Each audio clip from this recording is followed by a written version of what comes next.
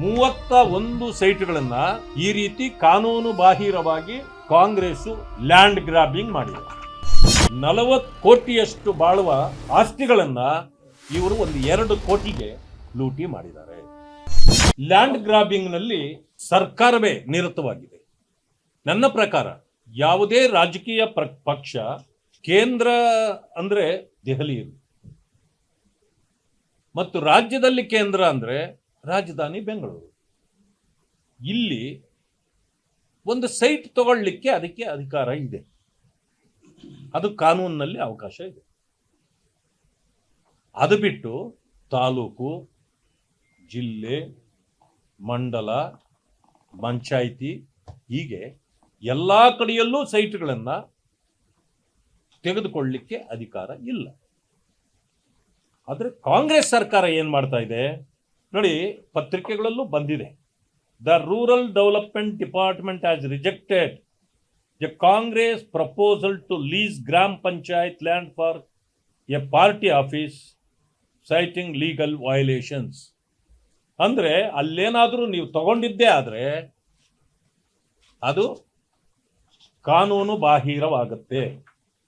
ಅದೇ ಕಾರಣಕ್ಕೆ ಪತ್ರಿಕೆಗಳಲ್ಲಿ ಮೊದಲು ಕೂಡ ಪ್ರಸ್ತಾಪ ಆಗಿತ್ತು. In a major embarrassment to the ruling Congress government in Karnataka, the department of rural development and panchayat raj RDPR has outrightly rejected a controversial proposal to allocate Gram Panchayat land on lease or for a Congress party office in Mudol Taluk in Bagalkot district. ಇಲ್ಲೂ ಕೂಡ ಈ ರೀತಿ ಬಂದಿತ್ತು. ಇದೊಂದು ಕಡೆ ಇರಲಿ, ಮಾನ್ಯ ಬಂಧುಗಳೇ, ನಾನು ಹೇಳ್ತಕ್ಕಂಥದ್ದು ಈಗಾಗಲೇ ಚಿಕ್ಕಬಳ್ಳಾಪುರದಲ್ಲಿ ಒಂದು ಸೈಟು, ಇದನ್ನ ಸ್ಪೆಷಲ್ ಇದರ ಪ್ರಕಾರ ಕೊಡ್ಲಿಕ್ಕೆ ಬರಲ್ಲ ಅಂತೇಳಿ ಅವರೇ ಒಂದು ಇದನ್ನು ಕೊಟ್ಟಿರ್ತಾರೆ.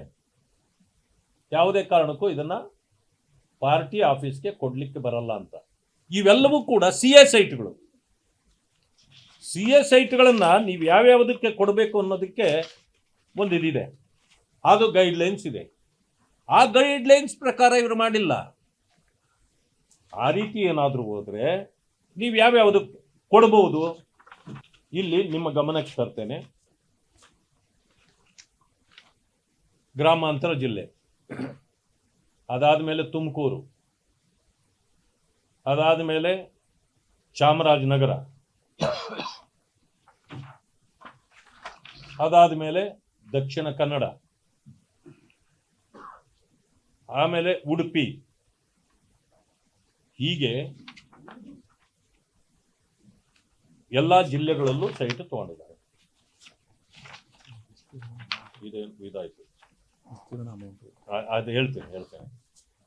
ಇದರಲ್ಲಿ ಚಿಕ್ಕಬಳ್ಳಾಪುರ 4,08,51,120 ಇದರ ಸೈಟಿನ ಬೆಲೆ ಚಿಕ್ಕಬಳ್ಳಾಪುರದಲ್ಲಿ. ವಿಸ್ತೀರ್ಣ 3,404 ಚದರ ಮೀಟರ್. ಈ 4,08,51,000 ಇವರು ಅಲಾಟ್ ಮಾಡ್ಕೊಂಡಿರೋದು ಎಷ್ಟಕ್ಕೆ? ಇದು ಮಾಡಿಸಿರೋದಲ್ಲ, ಮಾಡ್ಕೊಂಡಿರೋದು. ಅಂದರೆ ಅವ್ರದ್ದೇ ಪೆನ್ನು, ಅವ್ರದ್ದೇ ಪುಸ್ತಕ, ಅವ್ರದ್ದೇ ಅಧಿಕಾರ, ಅವರೇ ಬರ್ಕೊಳ್ಳೋದು. ಹೇಗೆ? ಕೇವಲ 20,42,556 ರೂಪಾಯಿ. ಕೋಟಿಯಲ್ಲಿ 20 ಲಕ್ಷ ಎಲ್ಲಿ? ಅಂದರೆ ಓನ್ಲಿ ಫಾರ್ 5%, 5%ಗೆ ಇದನ್ನು ತಗೊಂಡಿದ್ದಾರೆ. ಬಾದಾಮಿಯಲ್ಲಿ 613 ಚದರ ಮೀಟರ್, ಅಲ್ಲೆಷ್ಟು? 24,52,000 ಅಮೌಂಟ್ಗೆ 1,22,000 ಸೈಟ್ಗೆ 5%. ಕೊಪ್ಪಳದಲ್ಲಿ 1,31,31,975 ಇವ್ರು ತಗೊಂಡಿರೋದು 6,56,598. ಇಲ್ಲಿಯೂ 5%. ಚನ್ನರಾಯಪಟ್ಟಣ ನಗರ ಪ್ರಾಧಿಕಾರ ಅಲ್ಲಿನೂ, ಅಂದ್ರೆ ಈ ಯಾವ ಸೈಟ್ಗಳನ್ನು ಕೂಡ ಕಾಂಗ್ರೆಸ್ ತೆಗೆದುಕೊಳ್ಳಕ್ ಬರೋದಿಲ್ಲ. ಯಾಕಂದ್ರೆ ಇದು ಪಬ್ಲಿಕ್ ಅಮ್ಯಾನಿಟಿ ಸೈಟ್ ಅಂತ ಇರ್ತದೆ, ಇದು ಅವ್ರಿಗೆ ಮಾತ್ರ. ಇದನ್ನ ಚನ್ನರಾಯಪಟ್ಟಣ 1,36,000 ತಗೊಂಡಿದ್ದಾರೆ. ಮಂಡ್ಯ ನಗರಾಭಿವೃದ್ಧಿ ಪ್ರಾಧಿಕಾರದಲ್ಲಿ 1,45,78,000 7,28,000 ಬರ್ಕೊಂಡಿದ್ದಾರೆ. This is all 5% only. ಇದು ಒಂದು. ಗೌರಿಬಿದ್ನೂರಲ್ಲಿ 90,80,900 ರೂಪಾಯಿದನ್ನ 4,54,000 ತಗೊಂಡಿದ್ದಾರೆ. ಮಾನ್ವಿಯಲ್ಲಿ 37,87,500 ರೂಪಾಯಿ ಸೈಟನ್ನ 1,89,000. ಶಾಪುರದಲ್ಲಿ 95,71,144 ರೂಪಾಯಿ ಸೈಟನ್ನ 4,78,000, ಅಂದ್ರೆ ಕೇವಲ 5%ಗೆ. ಬಸವ ಕಲ್ಯಾಣದಲ್ಲೂ ಕೂಡ ಹಾಗೆ ಮಾಡಿದ್ದಾರೆ. ಅಲ್ಲಿ ರೇಟೇ ಹಾಕಿಲ್ಲ ಅದಕ್ಕೆ. 707.47 ಚದರ ಮೀಟರ್ ತಗೊಂಡ್ರು ಕೂಡ ರೇಟ್ ಹಾಕಿಲ್ಲ. ಲಿಂಗ್ಸುಗೂರ್ 46,099 46,99,200 ರೂಪಾಯಿದನ್ನ 2,34,000 ಬರ್ಕೊಂಡಿದ್ದಾರೆ. 1,70,00,000 ತುಮಕೂರು ಮಹಾನಗರ ಪಾಲಿಕೆ ವ್ಯಾಪ್ತಿಯಲ್ಲಿ 1,70,00,000 8,50,000 ಬರ್ಕೊಂಡಿದ್ದಾರೆ. ಹುಬ್ಬಳ್ಳಿ ಧಾರವಾಡದಲ್ಲಿ ನೋಡಿ, ಇಲ್ಲಿ ರೇಟೇ ಹಾಕಿಲ್ಲ. ವಿಸ್ತೀರ್ಣ 2,988, ಇದು ರೇಟೇ ಹಾಕಿಲ್ಲ.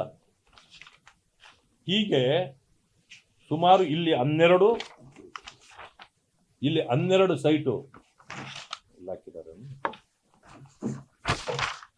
ನೋಡಿ. ಇಲ್ಲೊಂದು ಒಂದು ವೇಳೆ ರಾಜಕೀಯ, ಇಲ್ಲಿ ಕರ್ನಾಟಕ ನಗರಾಭಿವೃದ್ಧಿ ಪ್ರಾಧಿಕಾರಿಗಳ ನಾಗರಿಕ ಸೌಲಭ್ಯ ನಿವೇಶನ ಹಂಚಿಕೆ ನಿಯಮಗಳ 1991 ಹಾಗೂ ಕರ್ನಾಟಕ ಯೋಜನಾ ಪ್ರಾಧಿಕಾರಿಗಳ ನಾಗರಿಕ ಸೌಕರ್ಯ ನಿವೇಶನಗಳ ಹಂಚಿಕೆ ನಿಯಮಗಳ 2016 ಅನ್ವಯ ಹಾಗೂ ದಿನಾಂಕ 24/5/2017 ಅಧಿಸೂಚನೆ ಸಂಖ್ಯೆ ಅನ್ವಯ ನಾಗರಿಕ ಸೌಲಭ್ಯ ನಿವೇಶನಗಳನ್ನು ಕಾಂಗ್ರೆಸ್ ಭವನ ಟ್ರಸ್ಟ್ ರಿಜಿಸ್ಟರ್ ಬೆಂಗಳೂರು ಇವರಿಗೆ ಮಂಜೂರು ಮಾಡಲು ಅವಕಾಶವಿರುವುದಿಲ್ಲವೆಂದು ಪ್ರಸ್ತಾವನೆ ಸಲ್ಲಿಸಲಾಗಿದೆ. ಆಫೀಸರ್ಗಳು ಇದಕ್ಕೆ ಈಗಾಗಲೇ ಪ್ರಸ್ತಾವನೆ ಕೊಟ್ಟಿದ್ದಾರೆ.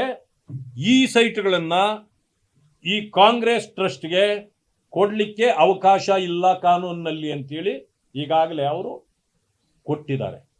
ಆದರೆ ಇಂತಹ ಪ್ರಸ್ತಾವನೆಗಳನ್ನು ಕರ್ನಾಟಕ ಸರ್ಕಾರದ ವ್ಯವಹಾರ ನಿರ್ಣಯದ ನಿಯಮಗಳು 1977 ನಿಯಮ 20/1B/2 ಅನ್ವಯ ಸಚಿವ ಸಂಪುಟದ ಮುಂದೆ ಮಂಡಿಸಿ ಸಚಿವ ಸಂಪುಟವು ಅನುಮೋದಿಸಿರುವಂತೆ ಸದರಿ ನಾಗರಿಕ ಸೌಲಭ್ಯ ನಿವೇಶನಗಳನ್ನು ಮಂಜೂರು ಮಾಡಲಾಗಿದೆ.